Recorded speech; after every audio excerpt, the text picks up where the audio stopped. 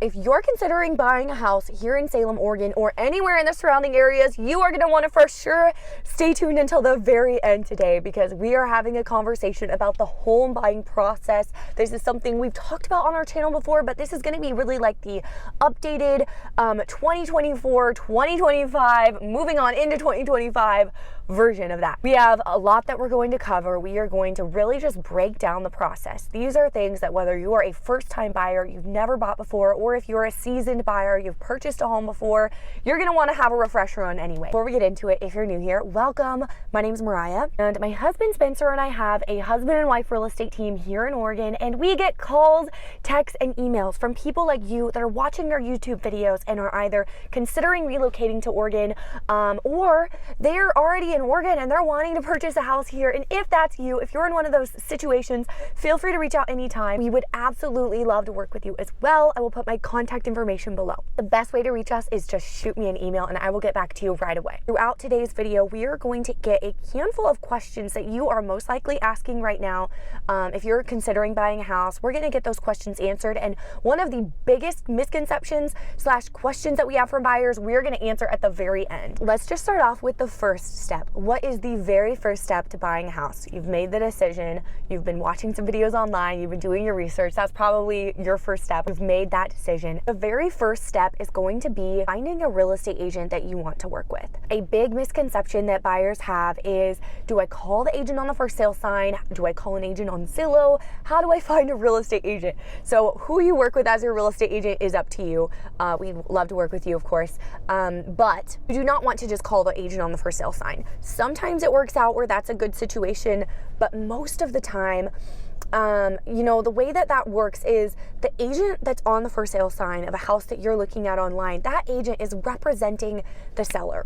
They have the seller's best interest in mind. They are their legal representation, and you as the buyer really want your own legal representation. So don't call the agent on the for sale sign. It's definitely in your best interest to find your own legal representation, your own real estate agent that you want to work with. Once you've found your real estate agent that you're wanting to work with, you're going to just reach out to them, and they're going to get a call on the schedule with you. If you're working with us, at least, everyone does it differently, but if you're working with us, what you can expect is we're going to want to get either a phone call or a Zoom call, whatever's best for you. We love both, on the schedule. And during that call, it's just going to be a chance to get to know you a little bit, get a little bit more of a feel for your situation, your timeline, get your questions answered at that point about the buying process and the area, because many of our clients are, moving to the area, but they're not from here and they've never been here. Getting those questions answered, and then of course, helping us get a feel for what exactly it is that you're looking for in a home, so we know how we can best serve you. During that call, your real estate agent is going to get you in touch with a solid lender. This is a really, really big deal. I've seen transactions go absolutely sideways because the lender was not doing their job. And so I would even argue that who you work with as your lender is going to be a lot more detrimental to the transaction going well or not going well than who you choose as your real estate agent. You do not have to work with the lender that your realtor sends you. However, I think it's also important to know that your realtor does not get any kind of kickbacks or referral fees or leads or anything like that from sending you a lender's information. The only sole reason, the one and only reason that we send you a particular lender or lender's information is because we want what's best for you, and we know they're going to do a great job. We know because we've seen it happen so many times where the wrong lender can really make a transaction go sideways, and we want your transaction to go really, really well. So we send you lenders information who we have personally worked with before and we would personally recommend. But again, at the end of the day, you can choose to work with whatever lender you choose. You've made the decision you're going to buy a house. You've done a little bit of research online. You've been watching some of my videos. You've decided who you're going to work with as a realtor. You've reached out. You've had that consultation. They sent you over to their lender. The next step is your lender is going to ask you some questions. They're going to need some bank statements, tax information, that type of thing. And once you get that information over to them, they are going to pre-qualify you. That means they're going to give you an estimate on what price range we realistically should be looking in for you to buy a house in. And Your lender, even if you're not quite ready, I always say, because a lot of buyers, like, they don't want to even talk to a lender until they're like 100% sure they're like ready to go right now, we're going to make an offer. But I think it's always wise to talk to them sooner rather than later. If I were in your shoes and I were going to buy a house, I would be reaching out, even if I'm not ready to actually like officially get pre-qualified yet, I would still be reaching out to the lender, because they're, even without you giving them, information, just having a conversation with them, they're going to give you somewhat of an estimate of what to expect as far as interest rates go, what to expect as far as what different loan programs there are, what you might want to expect to put down for different loan programs, what your monthly payment might be at each different price point. It's really, really helpful. So talk to your lender, even if you're not ready to get pre-qualified. That's a really big tip I have for you. Just talk to your lender and have that conversation. So you've talked to your lender, and now you have a price point in mind that you're going to be sticking around or staying under to look at houses in. So then we will set you up on a property search. That means we are going to find out everything that's important for you to have in a home, and we are going to begin sending you every single house that comes onto the market in the areas you're looking in that fits that particular criteria that you give us. As soon as a home comes up that you're interested in, you can text me, call me, email me, Facebook message me, whatever you want to do, however your method of communication is. I always like to communicate how my clients prefer me to communicate with them, if that makes sense. So whatever your preferred communication method is, we will work with you on that. Reach out to me, and we can go get a showing set up. So now, if you're local, that would look like we'll meet you at the property and we'll show it to you. If you're not local, which most of our clients these days are actually not local, they're doing their home shopping virtually. We work with a good majority of both, but a lot of our clients, they're out of state and they don't come to Oregon until after they close on their home. So that means we're doing all of our home shopping virtually. So we will either set up a showing in person with you, or we will set up a virtual showing. Now, a question I get asked a lot when it comes to these virtual showings is, can we FaceTime? No, we don't FaceTime when we're there. The reason is because, one, if you want us to FaceTime you after we do our initial walkthrough, like that, that's another, we can do that. But what I mean is, we don't do FaceTime as our main method of showing you the house, because it's oftentimes really blurry, bad service. Even if it's not in a bad service area, it's just not as clear. Like, you don't see the house as clear. So what we'll do for the virtual tour is we will go to the home. I will stand outside of the home. I will stand in the middle of the road. If it's safe. If not, I'll stand on the sidewalk, and I will do a full 180. I will do a full turn, so you can see the home next door, the home on both sides, the home across the street, a little bit of the street that it's on. Like, we want you to see fully a clear picture of the street that it's on and the outside of the house, because I know that can be a really big deal breaker, and we want absolutely no surprises for you when you get to Salem. This is something that I think it's really important. If you're buying a house sight unseen, if you're buying a house without seeing it first, it's so important to work with a realtor who specializes in relocation, because this is actually something that many agents have never worked with before, or maybe they have like once or twice, but you really want someone who knows what they're doing as far as working with clients who are not going to see the home until after they close goes, because you do not want any surprises. That is always our goal for you. Okay, so we'll do the virtual showing. Like I said, we'll make sure that you get a view of the outside of the home. Basically, we'll just do a video walkthrough. We don't do it on a professional camera. I actually do it on my iPhone, and horizontally. And the reason that I do it on my iPhone is because I used to do it on a professional camera, and I found that it kind of hides imperfections. When we do like listing videos, for example, for our listings, we'll use a professional camera. We'll have a professional come and do it for us, and it looks perfect. Like, the house looks great. You don't notice a little scuff in the wall. And obviously, we're doing a virtual tour. We're not home inspectors. We can't legally even try to point out everything in the house. Like, there's a lot of blurred lines there, and like, that's not the point of the video. Like, the home inspection is for that. But we want to really paint the clearest picture of the house as possible, is what I'm trying to say. So that's why we use the phone, because through years and years of doing this and lots of trial and error, we found that that's what doesn't hide imperfections, if that makes sense, because the goal is to not hide imperfections and make the house look perfect, because we want you to see the house as clear as possible, because if you're buying it without seeing it first, that's really, really important. So we will continue to look at properties either virtually or in person until you are ready to make an offer. And then once you're ready to make an offer, your offer, we will send it over to the seller, and your offer is either going to get accepted, rejected, or countered. If it's accepted, congratulations, escrow's open, we will move on with the transaction. If it's rejected, then we'll move on to the next property. If it is countered, then that means the seller said basically, we're okay with your price of $600,000, but you asked for us to pay closing costs, and we're not willing to do that. So that means they're like willing to do some of the things, but not all the things. So then we either we say, okay, we'll go with your counter, or we counter back, and we can just get in a counter war and go back and forth until we come to an agreement. So that's how the offering phase will work.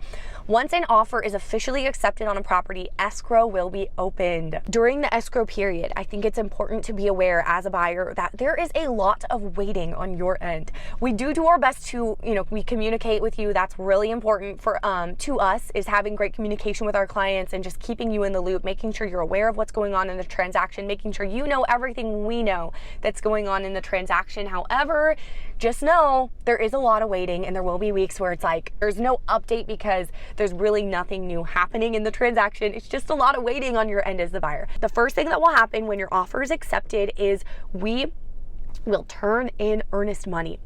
Earnest money is generally between 1% to 3% of the sale price. This is basically just, it's just your money you put down to say that you're serious on the home. You can kind of think of it as like an engagement ring.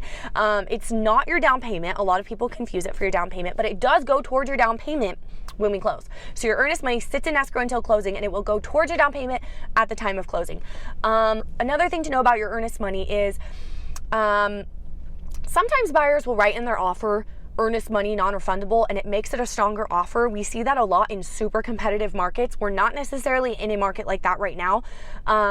We sometimes see buyers still do it anyway, but unless you write earnest money non-refundable in the offer, the earnest money is something you will get back if you back out within the first 10 business days of your offer being accepted. Unless you waive your inspection period, there's different circumstances. You can choose to waive your inspection period. You can choose to say, I don't want to have an inspection.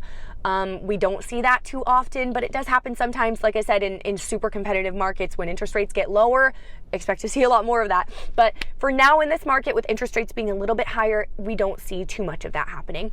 Depends on the property though. Some properties are more competitive and more just sought after than others. So the way that you'll get your earnest money into the title company is you can send a check in the mail. You can drop it off if you're in person. You can give it to me and I'll drop it off if you're in person, or what happens most often is our clients will have it wired directly. So basically, if you're out of state, that's probably going to be the best and only option for you, because it probably won't get here in time if you choose to mail it, maybe, but probably not. So usually our clients will just have it wired directly. Now, this is something that all you have to do is just let me know, and I will tell the title company, and then they will reach out to you and they'll give you the instructions over the phone, and they'll have it done within just a few minutes. The next thing that you're going to need to know about is inspections. So once your offer is accepted, unless written differently in the offer, in the Oregon sale agreement, you are going to have 10 business days to get your inspections done. And during those 10 business days, you can back out for any reason. Honestly, the Oregon sale agreement is really written in favor of the buyers, to be honest. You can back out and still keep your earnest money. If you were to back out after the first 10 business days and it was for no good reason, you would lose the earnest money. Unless it was like a loan issue, something that's not your fault, well, that's a different situation. But if you were to just like back out, a week before closing because you found another house you liked better, you would lose your earnest money in that case, because you tied up the seller's house and put them in a really bad position. Okay, so you have 10 business days to get your inspections done. We have a really, really great inspector who we use. Again, this is a situation where there is absolutely no incentive for us to send you our inspector, our home inspector. Like, we do not get any sort of kickback, referral, like nothing from like that from sending you to a certain inspector. However, I've been a full-time real estate agent since 2015, and the first few years of my business used a lot of different inspectors, and it wasn't until I found one that I was like, this is the guy, that we stuck with him, and we have been super, super loyal to him just because he does a great job and all our clients love him. So I only send you to this, inspector, not for any other reason other than I know you're going to love him. I know he's going to do a great job. However, that being said, you don't have to use our recommendation. You can use whoever you want. But if you would like a recommendation, I have a great one I'll send to you. If you're out of the area, or even if you are in the area, you don't have to come to the inspection. I can come.